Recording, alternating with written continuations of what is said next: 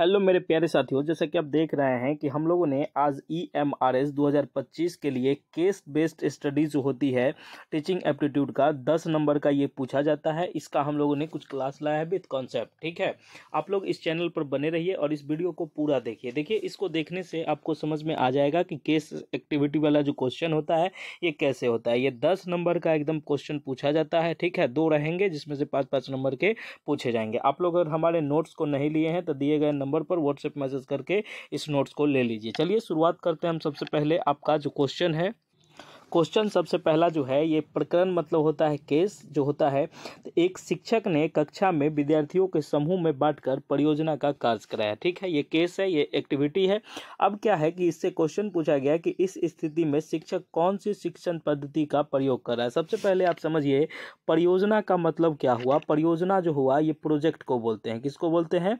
Project को। तो यह जो है एक प्रोजेक्ट कार्य है जिसमें आपको ग्रुप वाइज बांट के दिया जाता है। तो आप इस परियोजना में कह सकते हैं कि इसका जो परियोजना विधि है। अब हम परियोजना विधि के बारे में जान लेते हैं कि परियोजना विधि किसने दिया था, कब दिया था, कैसे क्या। मैं फुल डिटेल आपको इस पे बताऊंगा।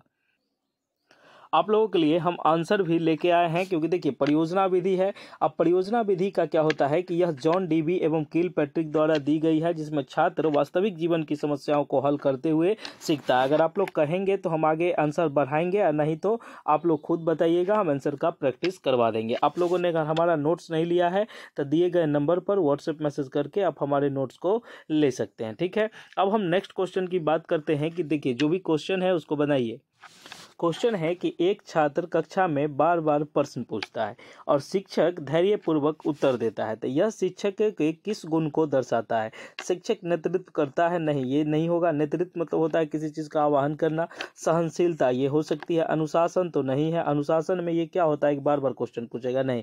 उत्साह भी नहीं है। तो इसका जो राइट ऑप्शन है ये सहनशीलता है, क्योंकि देखिए टीचर अगर सहनशील रहेगा तभी तो बच्चे बार बार पूछेंगे तो टीचर जवाब देगा। नहीं तो अगर सहनशीलता का मात्रा अगर खत्म हो जाएगा तो बच्चे बार बार पूछेंगे तो टीचर जो है वो चिढ़ जाएगा। ठीक है, और जवाब सही ढंग से नहीं देगा। इसकी जो विस्तृत जानकारी है, सहनशीलता शिक्षक का एक आवश्यक गुण है जो छात्रों में आत्मविश्वास और रुचि को बढ़ाता है। देखिए थोड़ी सी एडजस्टमेंट के कारण थोड़ा सा दिक्कत हो रहा है, लेकिन ये सारी चीज़ें सही हो जाएगी, क्योंकि हम लोग अभी यूट्यूब पे क्लास नहीं देते हैं, हम लोग अभी अपने एप्लीकेशन पे क्लास चलाते हैं। ठीक है, और हमारे जो लोग हैं वो बहुत सारे जुड़े रहते हैं। और देखिए कि हम लोग अभी जो है कंटेंट बेस्ड बैच चलाते हैं, यूट्यूब पर पहली बार क्लास चला रहे हैं। तो आप लोग देखिए, जुड़िए। और हमारा जो संस्था है ये बहुत ज़बरदस्त है। आप इस पे क्वेश्चन की मात्रा को देखिए और इसको बनाइए। जो दिक्कत होती है फिर पूछिएगा। नेक्स्ट क्वेश्चन की बात करते हैं।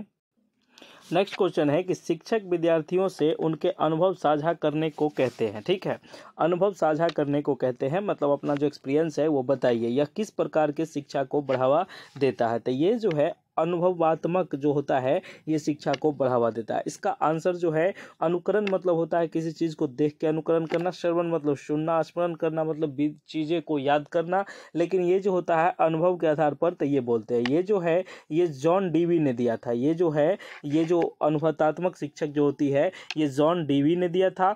और मैं आपको एक बात बताऊं कि देखिए इस तरह के सारे क्वेश्चन, बहुत सारे एक्टिविटी हमारे नोट्स में दिए गए हैं। आप लोग उसको देख लीजिए और अपना प्रैक्टिस कीजिए। इसमें आपको कहीं कोई दिक्कत होता है तो वो हमसे आप पूछ लीजिएगा। ठीक है, अब हम नेक्स्ट क्वेश्चन की बात करते हैं। अगला क्वेश्चन है कि शिक्षक ने छात्रों को विज्ञान प्रयोगशाला में स्वयं प्रयोग करने को कहा। टीचर देखिए कि निर्देश दिया कि आप लोग खुद कीजिए। तो खुद कहने का मतलब है कि यह शिक्षण विधि का उदाहरण है। प्रयोगात्मक विधि, व्याख्यान विधि, जो पहले के व्याख्यान विधि को आप इंस्ट्रक्शन मेथड भी कह सकते हैं, दिशा निर्देश मेथड कि ये जो होती है ये पहले के ज़माना में चलता था कि बच्चे को कुछ निर्देश दिया गया ऐसा कर। प्रश्न उत्तर विधि होता है जिसमें प्रश्न को पूछना। मौखिक विधि बोल के कुछ पढ़ाया जाता है इस तरह से। लेकिन ये जो है कि शिक्षण की विधि का उदाहरण है तो ये है प्रयोगात्मक विधि।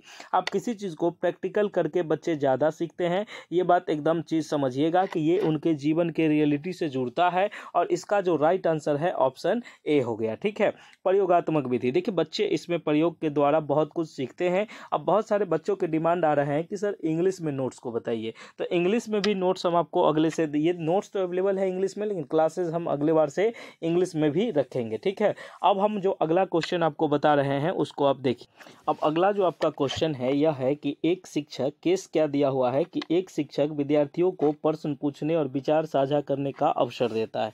यह जो प्रश्न है यह किस प्रकार के शिक्षण वातावरण को दर्शाता है। देखिए सबसे पहले मैं एक चीज़ बताता हूँ कि शिक्षक विद्यार्थियों को प्रश्न पूछने और विचार साझा करने के लिए कहता है, मतलब आप समझिए कि ग्रुप डिस्कशन टाइप यहाँ कुछ हो रहा है। ठीक है, तो ग्रुप डिस्कशन जिसको कहते हैं वो होता है संवादात्मक।